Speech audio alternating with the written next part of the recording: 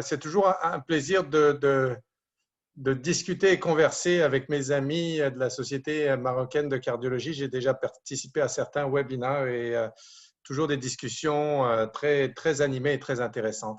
Alors, le sujet d'aujourd'hui, c'est un sujet chaud, hein, le rétrécissement aortique calcifié et la dysfonction ventriculaire gauche.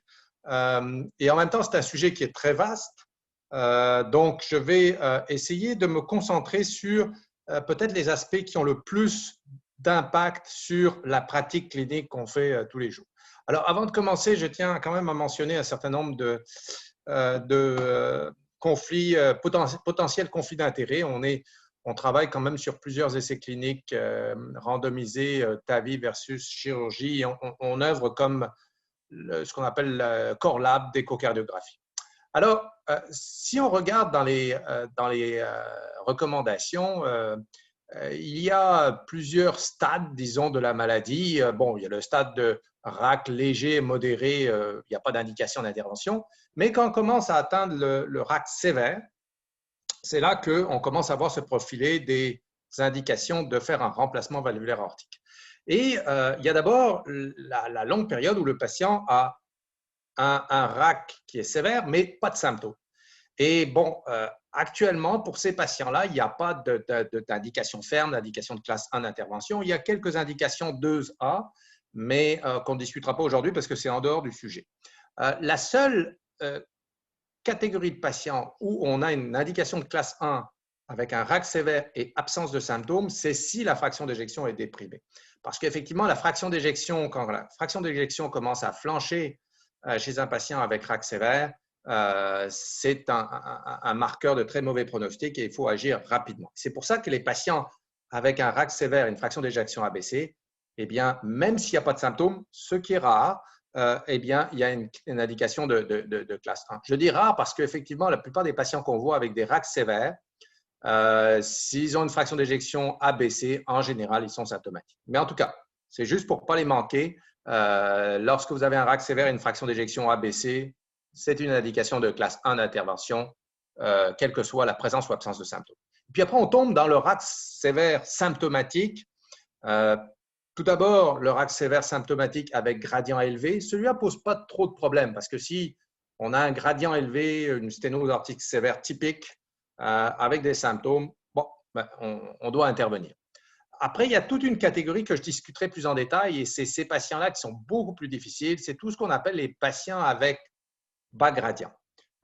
Et on verra qu'il y en a essentiellement 3 sous-catégories. Et cela, évidemment, inclut les patients avec fraction d'éjection abaissée, avec dysfonction VG, mais aussi des patients qui apparemment ont une fonction VG normale, mais qui malgré tout ont un bas débit, et ça a été mentionné en introduction, c'est ce qu'on appelle le bas débit paradoxal. Alors, première chose qui est bien important de prendre en compte, c'est lorsqu'on a un RAC sévère avec une fraction d'éjection abaissée, avec une dysfonction VG, ce qu'il faut, qui influence beaucoup le pronostic et je crois aussi le management, c'est le gradient. Autrement dit, si j'ai un RAC sévère avec une fraction d'éjection abaissée sur un patient qui a un gradient élevé, je me pose en général pas trop de questions et c'est des patients qui en général ont besoin d'une intervention rapide et ils répondent bien au traitement. En général, ils ont un bon outcome et c'est différent par contre si on a un bas gradient. Donc le gradient chez ces patients avec RAC et dysfonction VG, le niveau de gradient est un point important. Et je crois que c'est une impression clinique que vous avez aussi. Lorsque vous voyez un RAC et une fraction d'éjection abaissée, le gradient est élevé, vous n'êtes pas trop inquiet de l'envoyer en chirurgie. Vous savez qu'il faut l'envoyer et assez vite et qu'éventuellement, il va bénéficier de l'intervention. Et c'est ce qu'on a regardé avec Julien Ternacle récemment. Ce n'est pas publié, mais parce que surprenamment, quand on a fait le tour de la littérature, d'un point de vue clinique, ça semble évident, mais il n'y a pas beaucoup de données là-dessus, bizarrement. Parce qu'en général, lorsque vous avez les séries qui sont rapportées avec des RAC sévères à gradient élevé, on ne fait pas souvent la distinction entre fraction d'éjection basse ou élevée. Donc là, on l'a fait. Et en fait, les patients, vous voyez, qui ont un haut gradient et une fraction d'éjection abaissée, qui sont la courbe orange, versus ceux qui ont un haut gradient et une fraction d'éjection préservée, ils ont à peu près le même pronostic, la même survie, même taux de réhospitalisation. Donc, finalement, si on a un gradient élevé, que la fraction d'éjection soit basse ou normale, il n'y a pas trop de différence dans le pronostic. Donc, ça, c'est rassurant. C'est des patients qui ont un bon pronostic. Par contre, si on a une fraction d'éjection basse et un bas gradient, alors là, c'est la courbe rouge et eux, effectivement, ont un pronostic qui est moins bon. L'autre chose par rapport à ces patients avec RAC sévère, gradient élevé et fraction d'éjection abaissée, c'est qu'il ne faut pas attendre. C'est un autre papier intéressant de Julien Ternac qui est là encore pas publié, donc je partage ça avec vous aujourd'hui. C'est les patients qui étaient sur la liste d'attente pour un remplacement valvulaire aortique. Et comme vous pouvez bien imaginer, à cause de cette crise COVID, les listes d'attente se sont malheureusement allongées et ça a donné un peu l'opportunité de regarder qu'est-ce qui est arrivé. Eh bien, si on regarde des patients qui ont vraiment une fraction d'éjection, et là on parle de moins de 35%, donc vraiment une bonne dysfonction VG avec un RAC serré, avec gradient élevé, si on attend, vous voyez que la mortalité augmente de façon importante. On a 22% de patients qui sont morts sur la liste d'attente parmi les patients qui avaient une fraction d'éjection de moins de 35%. Et le temps par rapport au décès était relativement court. Donc, le message, c'est que en général, si vous avez un patient avec RAC serré, gradient élevé, fraction d'éjection abaissée, et surtout quand elle est très abaissée, il faut intervenir et rapidement. Alors, on attaque maintenant dans les cas plus là, bas gradient. Parce que comme je viens de le montrer, bas gradient, ce n'est pas du tout la même histoire que les hauts gradients lorsqu'on a une dysfonction VG. Les vidéoclips ne fonctionnent pas, mais ce n'est pas grave. Vous pouvez deviner ce qu'il en est. Il y a, comme je le disais, 3 catégories essentiellement. Il y a ceux qui ont la fraction d'éjection abaissée, donc la dysfonction VG, qui est le sujet du jour. Et ceux-là, on les appelle des bas débit, bas gradient classiques. Donc, c'est des patients qui ont une fraction d'éjection abaissée, le débit à travers la valve est abaissé, et donc le gradient éventuellement va être bas, va être diminué parce que le gradient est très dépendant du débit, hein, c'est une fonction carrée du débit, et donc il va être éventuellement pseudo-normalisé en présence de ce bas débit, c'est-à-dire qu'il va sous-estimer la sévérité de la sténose. Et en fait, le bas débit, bas gradient classique, c'est un peu la forme, vous savez, d'insuffisance cardiaque à fraction d'éjection abaissée qu'on voit, mais à la sauce sténose aortique, si vous voulez. Ensuite, vous avez des patients qui ont une fraction d'éjection préservée et nonobstant un débit abaissé. Et je vais quand même discuter ces patients, bien que là, on pourrait dire il n'y a pas de dysfonction VG, vous verrez que ce n'est pas nécessairement le cas. Et je vais les discuter parce qu'ils se retrouvent quand même dans une situation difficile parce que malgré la fraction d'éjection préservée, ils ont un bas débit qui est défini avec un volume d'éjection indexé de moins de 35 dans les guides de pratique. Et c'est ce qu'on appelle le bas débit bas gradient paradoxal.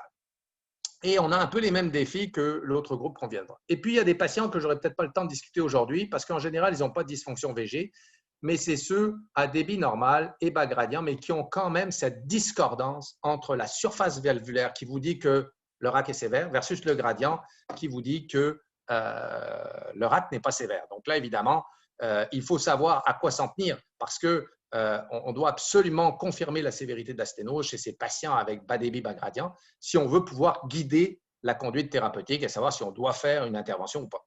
Alors, commençons par cette première catégorie des bas débit, bas gradient classiques avec fraction d'éjection abaissée.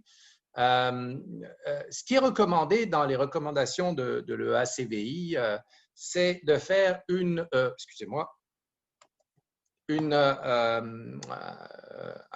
écho de but stress. Alors, c'est une écho de but à basse dose, c'est-à-dire qu'on va 5, 10, 15, 20, hein, on arrête à 20 microgrammes. Ce n'est pas comme le même protocole qu'on ferait pour une recherche de cardiopathie ischémique.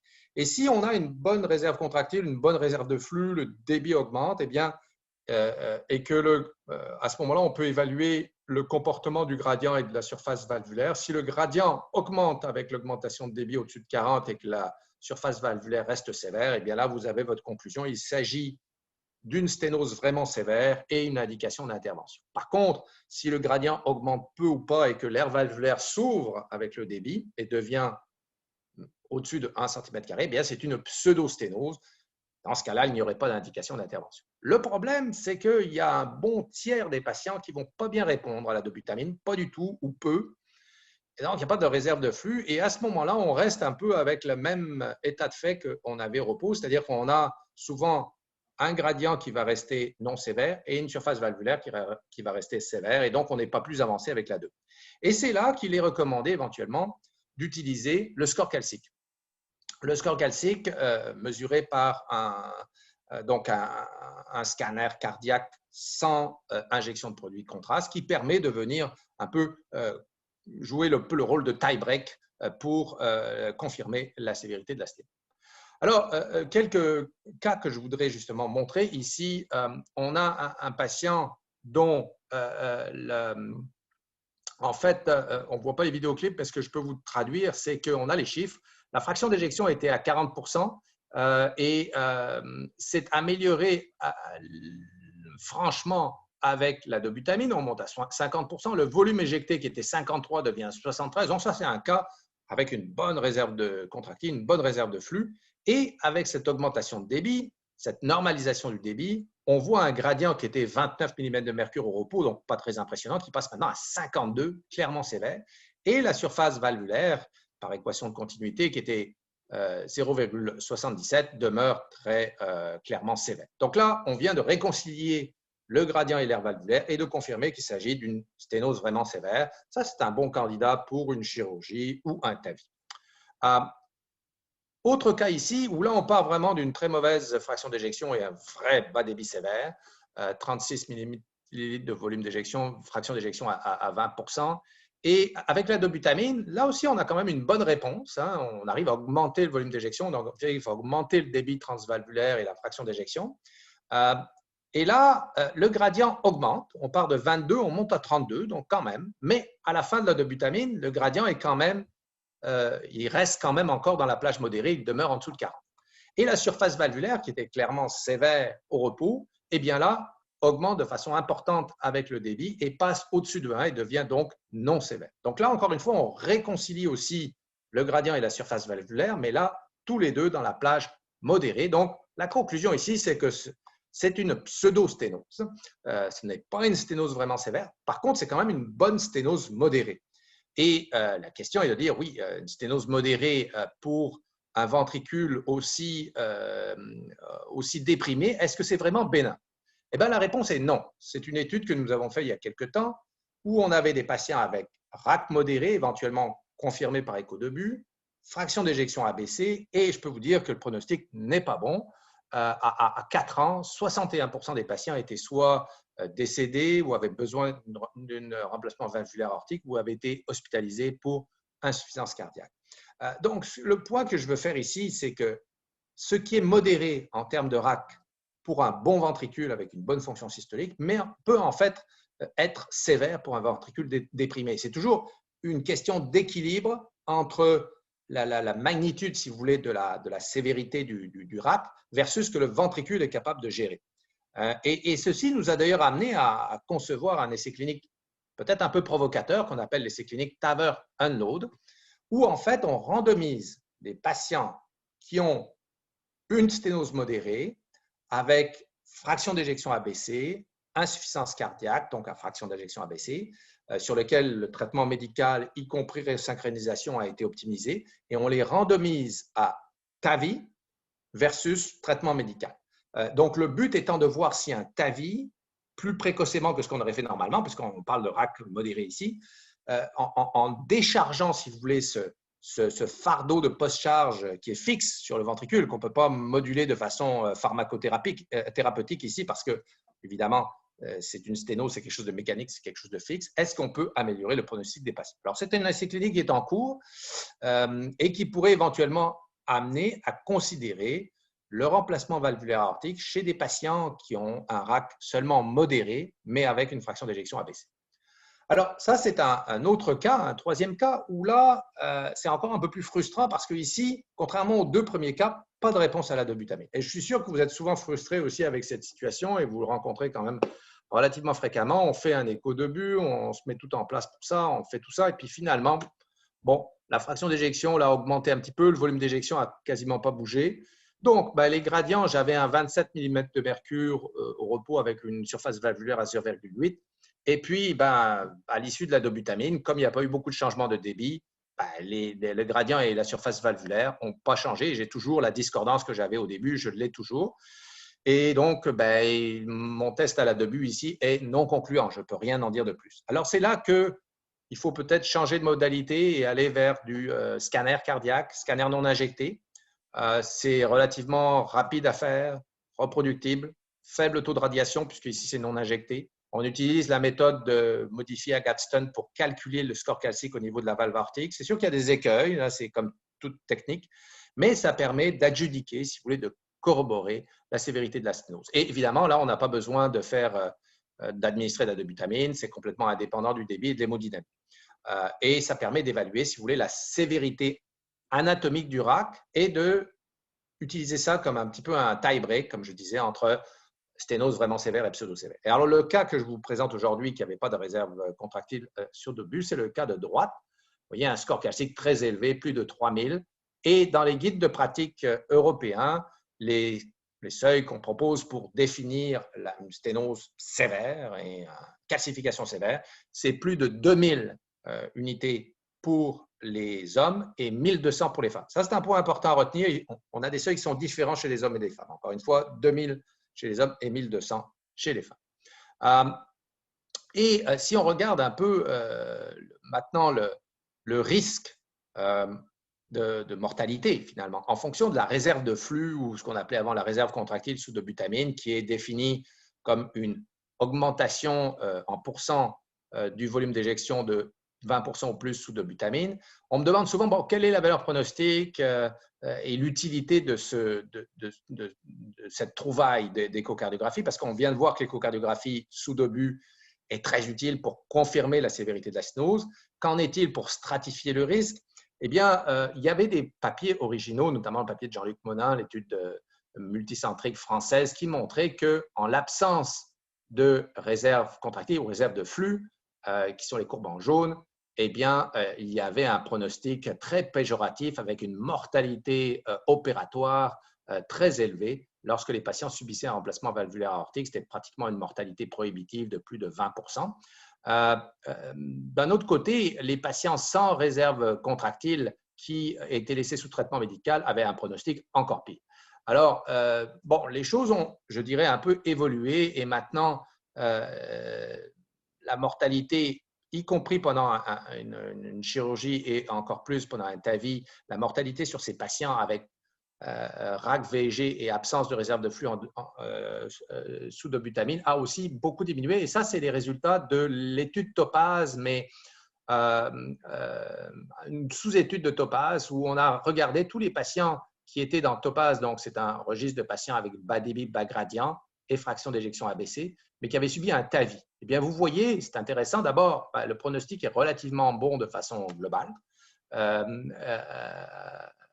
Et aussi, ce qui est important, c'est que si on regarde sur le panel de droite ici, la différence entre ceux qui avaient une réserve de flux versus ceux qui n'en avaient pas, eh bien, il n'y a aucune différence ni dans la mortalité à court terme, ni dans la mortalité à 1 an. Ce qui veut dire que peut-être chez ces patients-là qui ont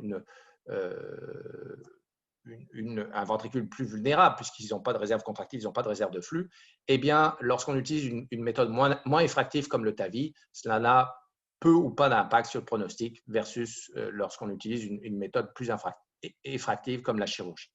Donc, c'est peut-être indirectement un argument pour dire que peut-être chez ces patients qui ont vraiment un ventricule avec dysfonction VG et surtout s'ils n'ont pas de réserve de flux, qu'on devrait peut-être préférer un TAVI qu'une chirurgie. L'autre chose qui était intéressante, c'est de voir que l'amélioration de la fraction d'éjection était aussi bonne suite au TAVI qu'il y ait ou pas de réserve de flux. Alors, c'est un peu ce qui est reflété dans les guides de pratique européens et aussi américains, mais les Européens sont un petit peu plus nuancés, ont peut-être un petit peu plus de détails, et on avait une indication de classe 1 de remplacement valvulaire aortique chez ces patients avec bas débit, bas gradient, fraction d'éjection ABC, s'ils démontraient de la réserve de flux sous dobutamine, parce que, bon, d'abord, ces patients-là, encore une fois, avaient un meilleur pronostic, surtout un pronostic à court terme, et aussi parce que lorsqu'il y a réserve de flux, on est plus capable de confirmer la sévérité de la sténose. Ceci étant dit, pour ceux qui n'avaient pas de réserve de flux, eh bien, les recommandations européennes suggèrent quand même une classe 2A d'indication de remplacement valvulaire lorsqu'on peut confirmer la sévérité du RAC par le score calcique, comme on peut le faire donc, chez les patients qui n'auraient pas de réserve de flux à la dobutamine. Donc, maintenant, on change un petit peu je dirais, de catégorie. Ici, on parle de patients à bas débit bas gradient paradoxal, donc avec fraction d'éjection préservée. Alors, vous pourriez me dire, ben, Philippe, tu es un peu hors sujet parce que le sujet aujourd'hui, c'est on parle des patients avec RAC et dysfonction VG. La raison pour laquelle ce n'est pas hors sujet, c'est parce que souvent, lorsqu'on définit, ça dépend comment on définit dysfonction VG. Si on définit la dysfonction VG sur la fraction d'éjection, en utilisant le seuil de 50% qu'on a dans les recommandations, on pourrait conclure que tout va bien en termes de fonction ventriculaire. Mais si on regarde d'autres paramètres, peut-être plus sensibles, disons, la conclusion risque d'être bien différente. Et c'est un peu ce qu'on a montré notamment dans ce papier avec Patricio Lancelotti, qui était une étude multicentrique de patients avec RAC. Et là, c'est du RAC asymptomatique, donc on ne parle pas de la même catégorie des patients qu'on parle aujourd'hui. Bon, ce qu'on avait trouvé, les deux principaux prédicteurs de mauvais événements, en fait, de mauvais pronostics, c'était bon, d'avoir une sténose très sévère, une vélocité pic au-dessus de 5, ça, ce n'est pas surprenant, mais aussi d'avoir une fraction d'éjection abaissée. Ça veut dire ça, ce n'est pas surprenant, mais ce qui était intéressant, c'était de voir que chez ces patients-là, si on avait une fraction d'éjection déjà en dessous de 60%, on voyait clairement une surmortalité. C'était une étude où, en fait, les patients en dessous de 50% étaient exclus parce que c'était une étude sur des patients asymptomatiques, mais ça montre que la strate de patients qui sont entre 50 et 60%, ils ne sont peut-être pas aussi normaux qu'on penserait et ils ont peut-être déjà une dysfonction sous-clinique. Et je me suis toujours dit, fraction d'éjection, ça sous-estime de beaucoup, et Jean Duménil, mon collègue et ami Jean Duménil l'avait bien montré, la fraction d'éjection sous-estime l'étendue, la présence et la sévérité de dysfonction systolique ventriculaire gauche chez les patients avec RAC parce qu'il y a un remodelage concentrique, une hypertrophie concentrique qui va masquer, si vous voulez, un petit peu la dysfonction VG telle qu'évaluée par la fraction d'éjection. Et aussi un autre papier qui va dans le même sens provenant de la Mayo Clinic qui montre bien, bon, c'est sûr, quand on a une fraction d'éjection en dessous de 50%, là, le pronostic est vraiment mauvais. Mais entre 50 et 60, c'est la courbe grise, vous voyez, on est clairement aussi beaucoup moins bon qu'au-dessus de 60. Donc, peut-être que le seuil qu'on a dans les guidelines pour dire dysfonction VG, il est trop bas. Le 50%, on devrait peut-être le réviser et l'amener à 60%, comme on l'a d'ailleurs, by the way, pour l'insuffisance mitrale. Donc, ça, c'est mon premier point. Mon deuxième point, bon, là, il y a une image qui ne s'affiche pas, mais ce n'est pas grave, c'est qu'on a aussi d'autres outils qui sont peut-être meilleurs que la fraction d'éjection. On a le strain longitudinal qu'on peut mesurer avec le speckle tracking et qui est souvent anormal. C'est intéressant de voir que chez les patients avec fraction d'éjection conservée, qu'on dirait il n'y a pas de dysfonction VG, il y en a un gros tiers finalement où on se retrouve avec une cinétique longitudinale qui est abaissée. Donc, il y a déjà de la dysfonction sous-clinique. C'est juste qu'on ne la voit pas avec la fraction d'éjection. Alors, d'ailleurs, il y a ce beau papier de Julien Magne qui est une méta-analyse où ce qu'il trouve finalement, et là encore, c'est des patients normalement asymptomatiques, fraction d'éjection, tous au-dessus de 50%, donc on pourrait dire, tout va bien, le strain longitudinal devrait être bon. Eh bien non, il y a une bonne proportion de patients qui ont un strain longitudinal abaissé, en dessous de 14,7, disons 15% pour arrondir, et ces patients ont un moins bon pronostic. Et ça, c'est dans la cohorte complète, mais même si on se concentrait sur la strate de fraction d'éjection au-dessus de 60%, on se dit, là, normalement, on ne devrait plus avoir de problème. Eh bien là encore, il y a quand même des patients qui ont un strain longitudinal en dessous de 15 et ils ont un moins bon pronostic. Donc, clairement, je pense qu'il faut un petit peu peut-être changer nos pratiques par rapport à la façon dont on définit la dysfonction VG dans le RAC. Alors, pour revenir maintenant à notre patient avec bas débit, bas gradient paradoxal, voilà, c'est un cas ici, une femme âgée qui a des symptômes d'insuffisance cardiaque. Sa fraction d'éjection est 65%. Donc, pour dire, ça va bien, pas de dysfonction VG, mais si on regarde le strain longitudinal, il est à 13%, enfin, moins 13%. Donc, clairement, on a une atteinte de la cinétique longitudinale. Et donc, en fait, même si la fraction d'éjection nous dit tout va bien, on peut conclure que ce patient, il a une dysfonction VG systolique et aussi encore plus diastolique. Là, c'est typique chez ces patients avec bas débit, bas gradient paradoxal. autant que je dirais le bas débit, bas gradient classique avec la fraction d'éjection abaissée, c'est un peu la forme d'insuffisance cardiaque à fraction d'éjection abaissée. Ici, ben, on fait affaire à l'insuffisance cardiaque à fraction d'éjection préservée et on retrouve un petit peu tous les caractéristiques de ce type de patient, plus fréquent chez les femmes, souvent des petits ventricules avec remodelage concentrique important, la dysfonction diastolique avancée. Et à cause de tout ça, petit ventricule mal rempli, avec une cinétique longitudinale un petit peu affaissée, eh bien, on se retrouve avec un débit qui est abaissé. Vous voyez, le volume d'éjection indexé chez ce patient-là est de 29 ml par mètre carré. Donc, elle est en bas débit, cette dame, malgré une fraction d'éjection qui est normale. Donc, c'est le bas débit bas gradient paradoxal. Et si on regarde la sévérité à l'écho, eh bien, on a une aire valvulaire à 0,64. L'indice de vélocité que j'aime toujours bien regarder chez ces patients, c'est 0,19, donc sévère, là aussi, en dessous de 0,25. Mais le gradient est 26. Donc, on a une discordance entre le gradient qui nous dit, bon, ben, le RAC n'est pas sévère, versus tout le reste, air valvulaire, indice de vélocité, qui tendrait à montrer plutôt un RAC serré.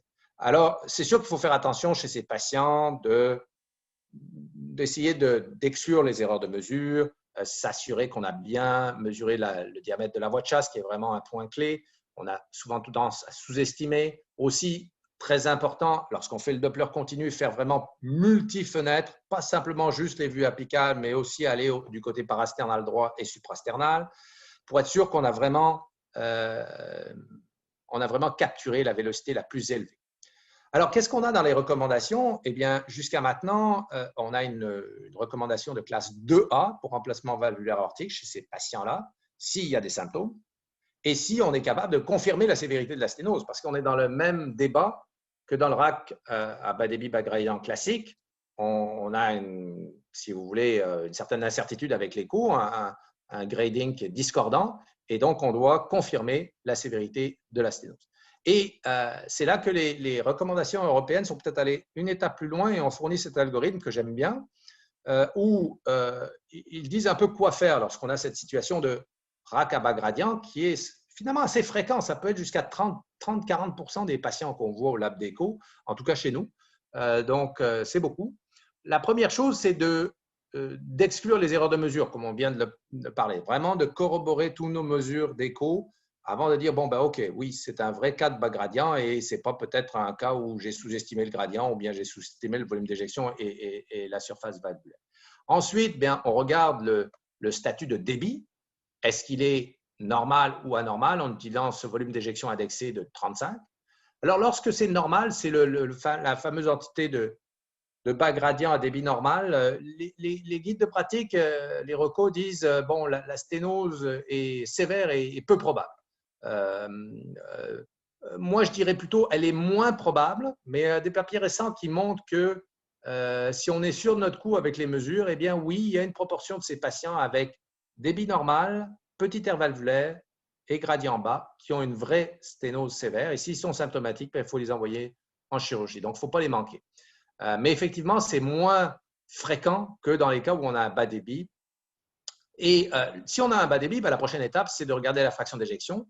Si on a la dysfonction VG telle que définie à partir de la fraction d'éjection en dessous de 50%, on recommande une écho d'obus, comme on a vu sur nos cas que je vous ai présentés.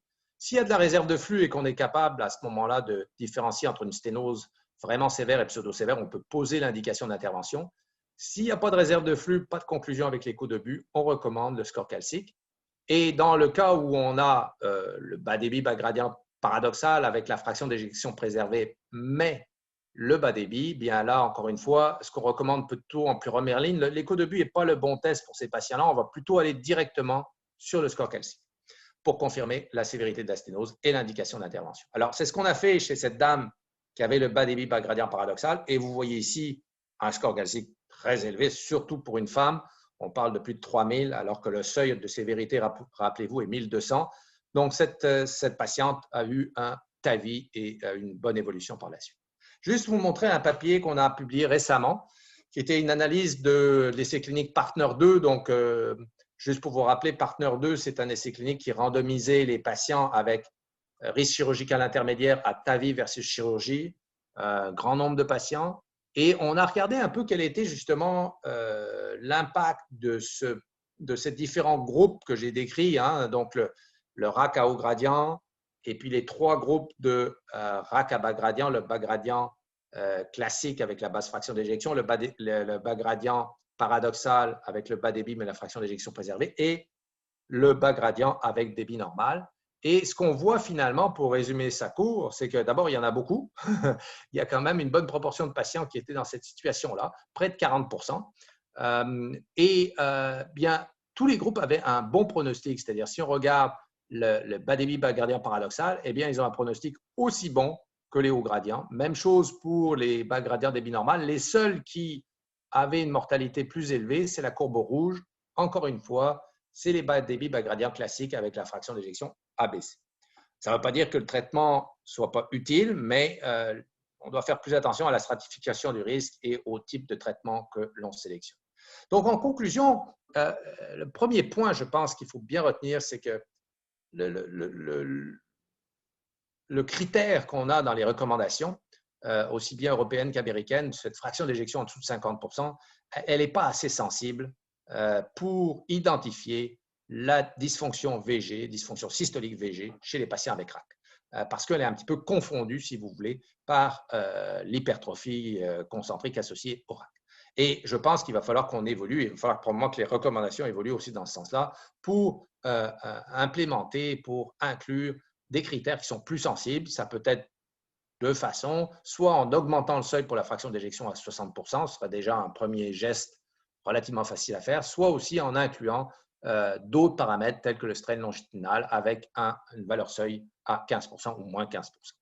Le deuxième point important, c'est que lorsqu'on parle de patients avec dysfonction VG, avec fraction d'éjection ABC, lorsqu'on a un RAC sévère avec haut gradient, ces patients-là doivent aller en remplacement valvulaire aortique le plus rapidement possible et ils ont en général un excellent devenir. C'est souvent là qu'on a des fois les résultats les plus spectaculaires en termes d'amélioration de la fraction d'éjection parce que chez ces patients, il y a souvent beaucoup d'afterload mismatch.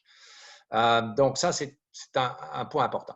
Chez les patients avec fraction d'éjection ABC, donc dysfonction VG et bas gradient, ceux-ci ont effectivement un moins bon outcome, qu'ils soient sous traitement médical ou sous remplacement valvulaire aortique. Encore une fois, ça ne veut pas dire que le remplacement valvulaire aortique n'est pas utile, au contraire, mais il demande un petit peu plus de travail et en particulier, on doit bien confirmer la sévérité de la sténose par écho de but en premier lieu, éventuellement scanner cardiaque si l'écho de but n'est pas concluant. Et chez les patients avec bas gradient, mais qui ont une fraction d'éjection préservée avec un bas débit, ce qu'on appelle les débits bas gradient paradoxal, eh bien eux également, par contre, eux, ils ont un bon pronostic, mais on va avoir besoin de confirmer la sévérité de la sténose avant de les référer à une chirurgie ou un TAVI. Et là, le test qui est proposé dans les recommandations, et je suis d'accord avec ça, ce n'est pas la DOBU, mais c'est un scanner non injecté et quantification du score calcique. Finalement, une fois que l'indication d'intervention est posée, quel type de remplacement valvulaire aortique devrait-on choisir? Eh bien, je crois que, bon, si on regarde l'ensemble des données, chez les patients avec bas débit, bas gradient classique, fraction d'éjection ABC, je crois qu'il y a de plus en plus de données qui suggèrent qu'un TAVI par voie transfémorale est probablement préférable parce que ces patients-là avec une chirurgie ont un plus haut risque chirurgical, surtout s'ils n'ont pas de réserve contractile et qu'on a des patients ici qui ont un ventricule très vulnérable et donc il est préférable probablement d'utiliser la méthode la moins effractive possible, donc un TAVI transfémoral. Chez les bas débit, bas gradient paradoxal, il y a de plus en plus de données qui montrent qu'ils ont un bon pronostic avec le remplacement valvulaire aortique et en particulier avec le TAVI. Mais là, on a besoin de plus de données. Vraisemblablement, un TAVI semble être meilleur qu'une chirurgie, à condition qu'on n'ait pas de fuite périvalvulaire, parce que ces patients ne tolèrent pas bien les fuites. Donc, c'est ça le seul bémol que je mettrais. Et puis, pour les patients avec bas gradient et débit normal, ainsi que les patients qu'on a vus avec fraction d'éjection préservée, ABC, mais gradient élevé, eh bien cela, c'est une chirurgie ou un TAVI, dépendant de l'évaluation du risque chirurgical. Et je vous laisse là-dessus. C'est un peu ce concept qu'on a proposé d'évaluer, de faire un staging du dommage cardiaque afin de pouvoir guider non seulement peut-être le timing de l'intervention, mais aussi le choix de l'intervention, comme je viens de le discuter. Et vous voyez que dans le stade 1, donc pour évaluer la dysfonction VG, on a déjà changé un petit peu les critères en attendant que les recommandations le fassent, mais vous voyez qu'on a mis une fraction d'éjection à 60% et le strain longitudinal à plus de moins 15% ou moins de 15%, dépendant de comment vous le mettez en valeur positive ou négative. Et donc, sur ce, je vous remercie beaucoup pour votre attention